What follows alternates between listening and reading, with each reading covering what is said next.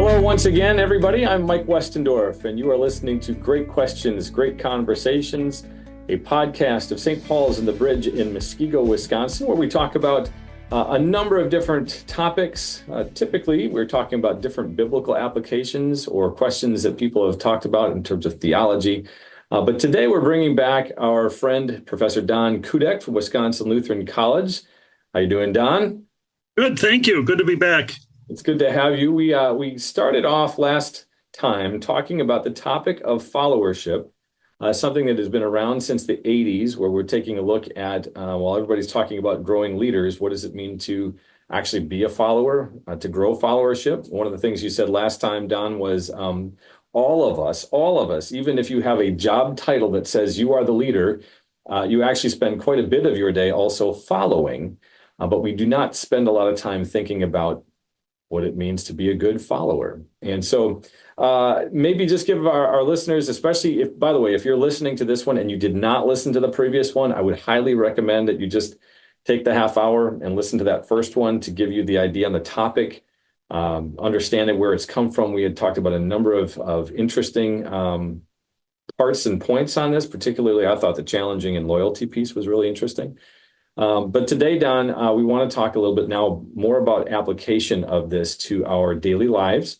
And I'd like to look at two different spaces from the professional part of it, because I think that there's a lot of people struggling, to be honest, in professional environments. When we look at people's satisfaction in the job market, not a lot of people have a real high love for their place of employment necessarily, which if you look at statistics. But also I want to be able to look at the family, particularly, and it could be the Christian family or the Christian church, just life as a Christian. How does this jive with some of those things? So Don, to start us off, give us a quick recap on followership and I'll dive in from there. Yeah, again, followership is fairly new, as Mike mentioned, or as you mentioned, Mike. It's 80s when it really took off. A gentleman by the name of Robert Kelly wrote a book called In Praise of Followers and said, we're spending an enormous amount of time and effort and energy and money training people to be leaders, but we don't do that from a follower standpoint. And there is great benefit in training followers to be followers. We're not training followers for the sake of the leader. We're training followers, or we're addressing these issues or studying this issue, not to make us better leaders, but to make people better followers.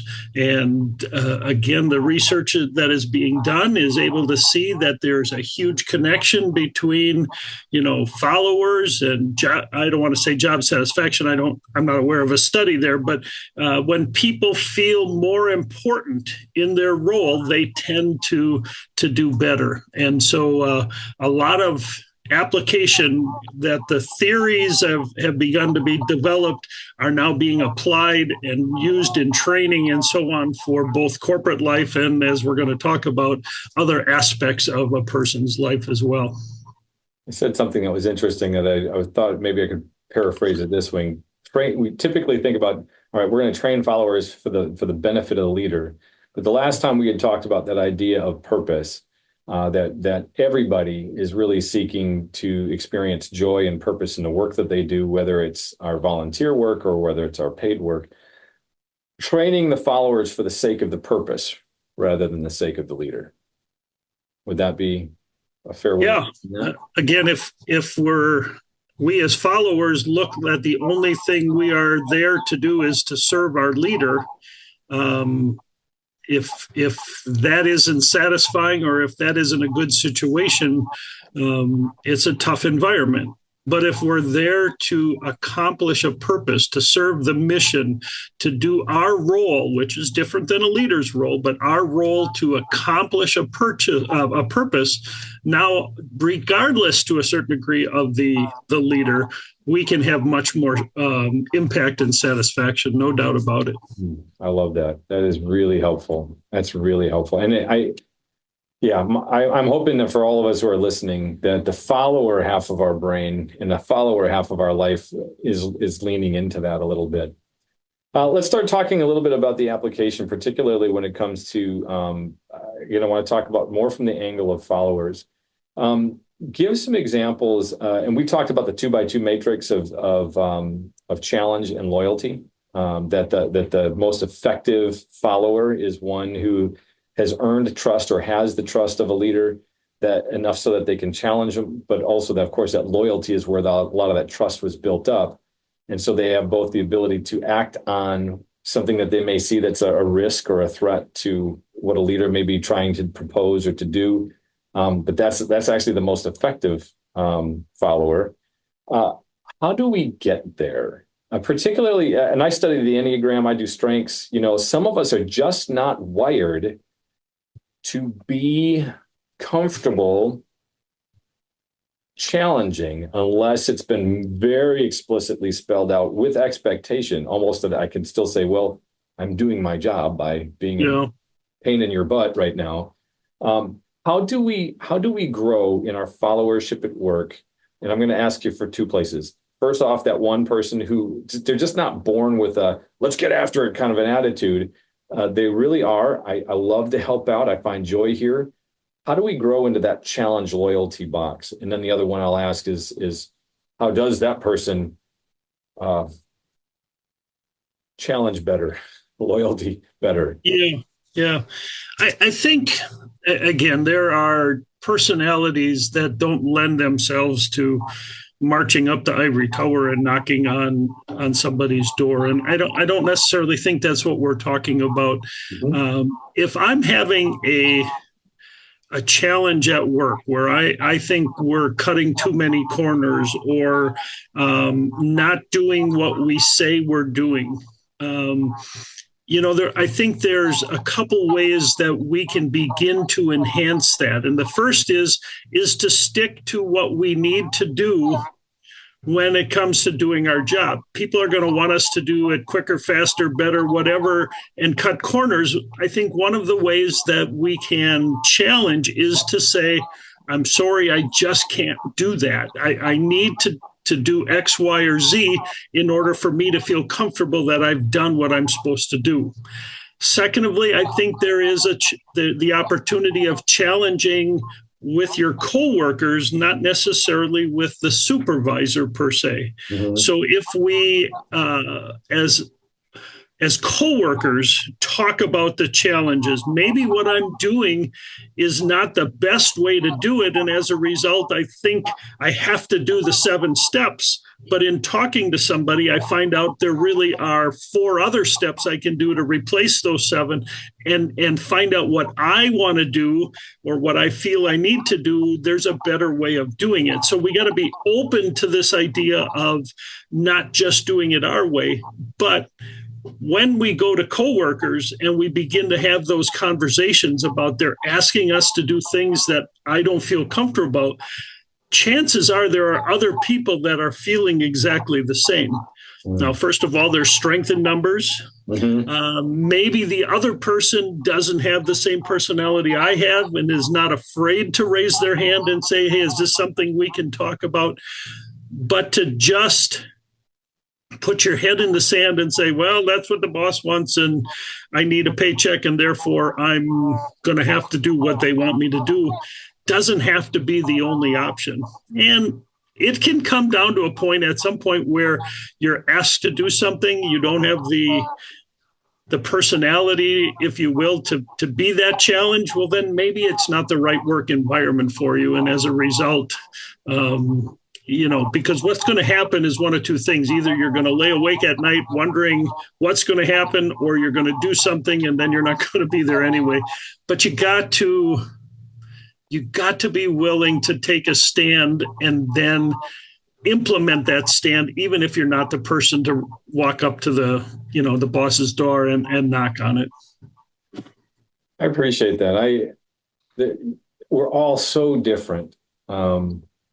Again, Enneagram, 9 different personality types, strengths, 34 different strengths. When you mix those two up, the combinations for the uniqueness that the Bible talks about is really quite beautiful. But you said something too, that as you were talking about it, that you may not have the personality, but if you are challenged, if it challenges your integrity or the integrity of the work that you're doing, and it requires you to stand up and it's something of a struggle for you to do that.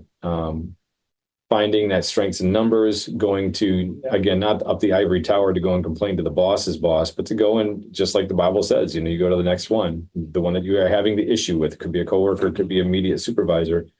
And just having that conversation is really an integral part of growth. And if it's something that we're afraid of, what I am learning the older I get is that when I'm afraid, I've always said that fear is a confession of a need for help or rescue. And usually we need more information. So if I'm afraid, I might need more information, or I might need a little bit of help to go and have that, crucial conversation with somebody.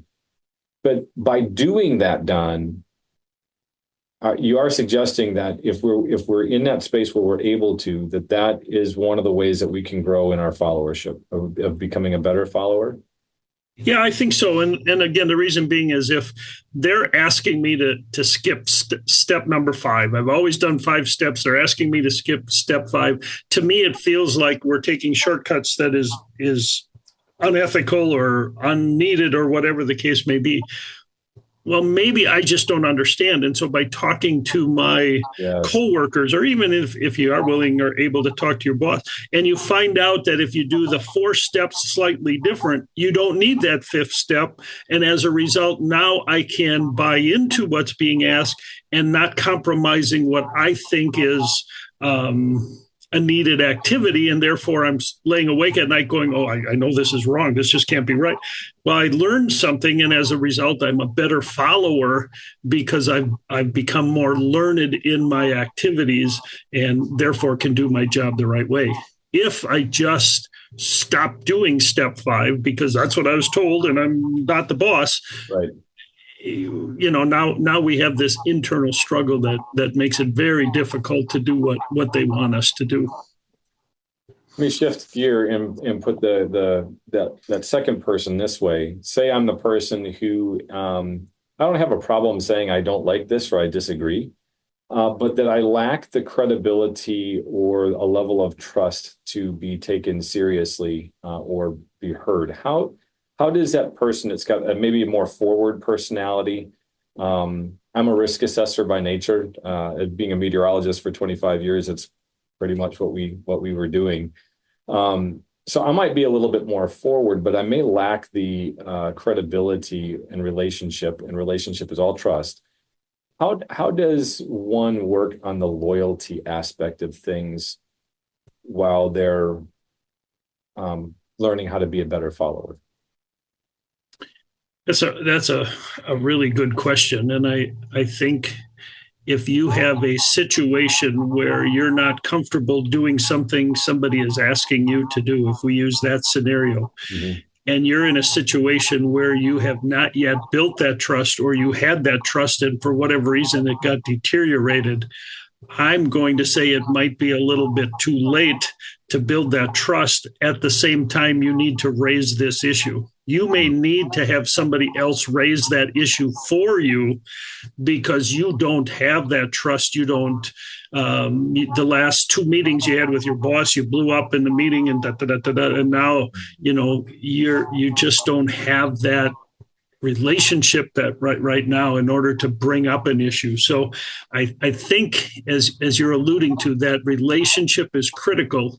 And if you don't have it, it's almost like the first scenario we talked about. You got to find somebody else to raise the issue because you're raising it is just going to be, oh, there they go again. And that's part of, that 2x2 matrix is that the people that are unsupportive and high challenge, they're the whiners. Nobody listens to them because everything is always a challenge.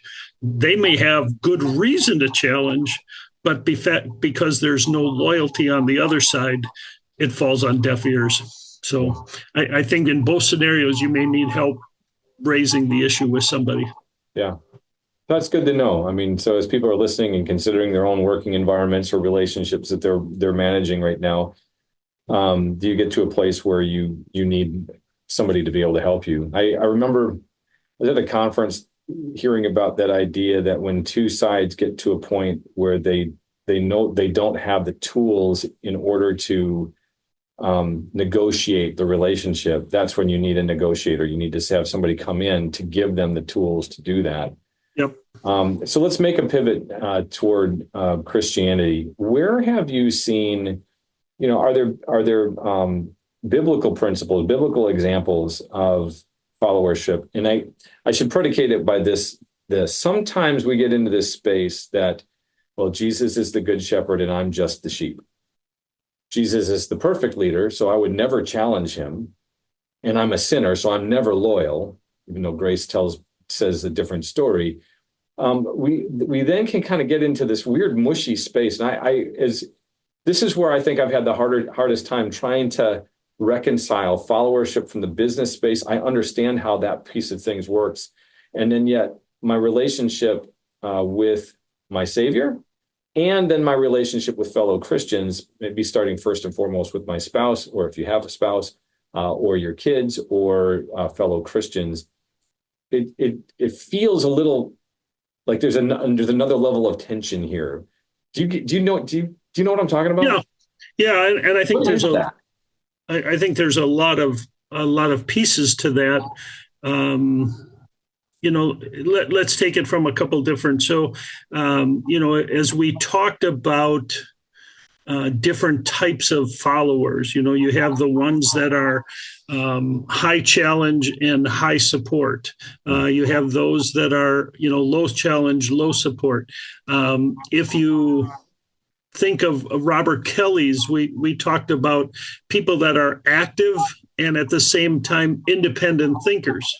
That's his definition of a true partner, is somebody that is active and somebody that is a critical thinker. Well, if you're going to talk about your relationship with God and your study of his word, what two topics or what two adjectives would be, very positive other than active and critical thinking?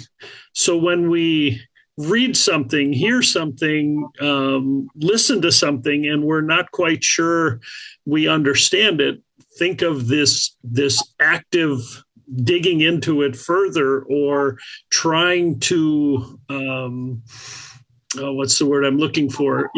So active and then critical thinker. So again, let's shift it just to a minute to the church, because as you mentioned, the good Lord is perfect, and yet the pastor is not so much. A pastor says something in a sermon. Mm-hmm. Well, one way to look at it is go, well, he's the pastor, he's telling me to do this, and so therefore I just have to do it or don't do it, or this is right, this is wrong, whatever. But if I'm a loyal follower, what I might want to do is challenge, ask a question, might say, can you explain that a little bit more? Why do you say that? You might say, well, he talked about this story in the Bible. That's not how I remember it. So I'm going to dig into it a little further so that I'm able to speak more intelligently about it. And so you have that idea of not just being a blind sheep follower, which, as you mentioned, is a very comforting feeling for Christians. Yeah. That's why this is a little bit challenging in circles like you and I are in, is because I'm okay being a follower of Jesus, right, and doing whatever he says to do and knowing he's going to take care of everything. Right. I don't have to worry about how loyal I am. I don't have to worry about how courageous I am or any of those things, because he's the good shepherd and I'm just a lowly sheep. But what's ironic is when we get into society and the work, we don't want to be that person. And so it's okay over here, but it's just not okay over somewhere else. But if we take some of these thoughts from business or from society and say, how can I be a better Christian, a better follower, a better disciple? Again, we're talking about being active, critical thinking, willing to ask questions, challenge the people that are telling us stuff, being extremely loyal. Loyal doesn't mean that you have to agree with everything. And again, I'm not talking biblically here. I'm talking about in the work world. We're in a meeting and we go over things and you say we're going to go left and I say we go right and you're the boss and we end up going left. Well, now loyalty is to say, okay, we decided we're going left. So that's where we're going. So this loyalty piece doesn't have to mean we're always in agreement with everything. And again, not talking scripturally here, but those principles can really be important in our walk with Jesus and in our faith life, etc.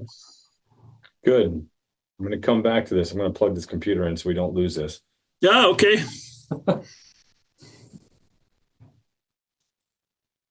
Yeah.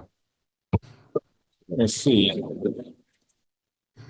how much of a reach I can get over to here. Well, for about 22 seconds, I was the good-looking one on the screen. So, yeah. Well, don't worry. I'll relieve you of that responsibility.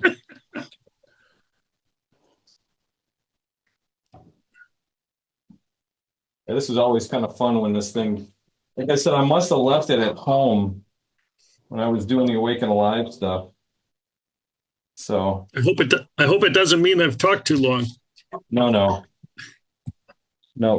I think the computer's starting to get old. Is what's happening,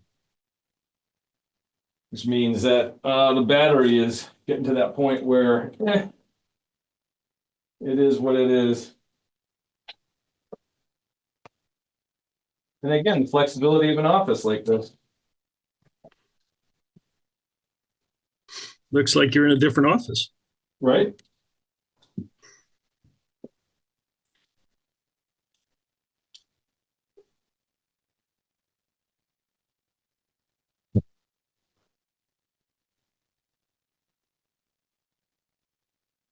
Fun.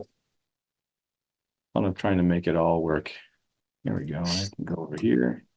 Yeah, you have relieved me of that pressure. So, yeah, right. Editing 101. Right. All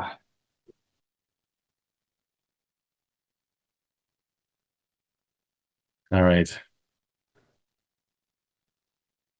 So now the fun of the technology. So as we come back, and I think you can hear me and everything, I assume, right? Yeah, it's good. Thank you. Good. Yeah, technology, sometimes batteries fail and you have to change your office just a little bit. But I appreciate the example that you've given. I love the picture of, again, the perfect shepherd. And when I was thinking about the Bible passages that or the pastors who have said too over the years, please don't simply take my word for it. I want you to make sure that you're in your Bibles. I want you to know the Word of God. Even when you read the books, like commentaries, that's what people are doing. You're reading somebody else's thoughts on it. As you mature as a Christian, it's important for you to dig into that word and to be aware of what it's saying on its whole, but also to be humble enough to be able to ask for the help. That's one of the things that we talk about with our Awaken Alive group, just trying to learn how to read the Bible. Part of that is to humbly say, I don't understand what this means. Yep. I may need somebody to help me with that. And that is a mark of a follower, that humility to say, I'm going to then, teach me. I'm going to try to reach out and find people who are going to be able to help me grow in that. I'm thinking about one of my passions is the family church. We're going to launch a men's ministry here this semester, and it's a soft launch. And my prayer is that God will allow us to launch it on a larger scale in 2025. And so helping men is going to be a key thing, but helping families in general is really critical too. And can you maybe speak about the dynamics of followership, leadership, dynamics within the family, particularly the Christian? I'm talking about the Christian family, where God has said to men, lead, to women, submit. But honestly, the Bible in Ephesians is really saying submit to one another, you first to one another. Can you speak about this dynamic of followership, what you're learning within the marriage relationship? Yeah. Um, I think two things come to mind whenever I try to bring that into the family relationship. And I think first and foremost is how we started last week when we started our podcast. That the reason followership has become uh, interesting to me and really gotten some legs is because it really teaches people the importance of and the value of the non-leader. So let's just take that from a family standpoint. And again, as you said, a Christian family and the submit is often misunderstood. But the idea that first and foremost is that the family the leader has to truly respect, appreciate, help, whatever you can think of for your follower. And again, if we're using the husband and the wife, no different than what we were talking about from a work standpoint. This whole thing starts with an appreciation of the non-leader role. And I specifically use non-leader I as like opposed to that. Yeah. the F word because it sometimes has that negative connotation. Yeah. So I think that's first and foremost. And then secondly, and I'm no theologian, and so maybe what I'm going to say here isn't 100% accurate or people might disagree, but just as we talked about earlier, that when you're a leader, you sometimes follow, and when you're a follower, sometimes you lead, and you take a dynamic of a family. The husband is not always the leader in every situation. Okay, I know that biblically we touched on that, but there are times where I, as the head of the household, follow the non-head of the household and support her in her activities, or excuse me, in her leading, whether it be in discipline of the children or in wanting to do certain things in the family or whatever the case may be. This idea that I'm always the leader isn't true. And us men can joke about, yeah, we know that. But the idea being, from a Christian perspective, a good leader also follows, and as a good follower, we're there to support the person who in that scenario is leading. And I think those are the two big ones when you come to the Christian family. Yeah, I love that. Thank you very much for putting it that way. And I appreciate too moving away from the follower to the non-leader. Because I think you're right. There is sometimes a negative connotation where I'm just the. I remember when I worked in retail, coming out of one meteorology job, waiting for another one to open up. And I remember that the best part about that job was that I didn't think about it from the time that I had left the parking lot until I came back the next day. I didn't think about any of it. When I was there to do my job, and it was not always the best workplace for me. And so I just started doing my job. I did it with the integrity that I could, but I couldn't wait to move on. Versus now, I mean, I'm thinking about my work all of the time. How can we do this and how can we get better and stuff? But I remember being in that place where it just felt like the negative part of the follower piece. And it was kind of demotivating to the point that you didn't really want to challenge anything. I just wanted to go home. And let me just chat on that for a second. That role doesn't have to necessarily be a negative role, in the fact that it is a different type of follower. And the scenario being the single mom with 3 kids who has far bigger things to worry about than work from 4 p.m. till 7 a.m. You jokingly said I drove away and didn't think about it. There are workers, followers, that's the least thing they should be thinking of. And so for them to play that role as a follower is critical. And they can be extremely valuable to organizations. The challenge comes in is when we think everybody is that that sheep that just tell me what I have to do. And that's what we're trying to help people understand is there are different categories, but being that loyal person down in the lower left-hand quadrant doesn't have to necessarily be a bad thing for either the organization or the purpose or the person. Yeah. Thank you for grabbing that. Yeah. We're going to summarize this and then we'll both kind of get going. But this has been such a great conversation. As we've talked about it, ultimately what I'm kind of hearing you say is that the notion of followership has two core roles. And we think about it as from the follower standpoint. We want to help people be better followers. We talked about that a little bit earlier. But that this really is a big piece for leadership as well. People who have the lead role. It's a call to value those who are following and empower them to follow. It seems like it has two purposes. Is that fair? I think so, absolutely. Again, for various reasons, if I'm a true leader where I care about the people and I look at it as a responsibility and I take that responsibility extremely to heart, being able to allow that person to be their best person as the best follower they can be, value their voice. All of those things will help them as a follower and help me as a leader as well. Absolutely, no doubt about it. Yeah. Well, I have to see. I think I might do some conversations background here after having done these two podcasts to bring Pastor Pete's our kind of our theologian. He loves the Bible, loves God's word.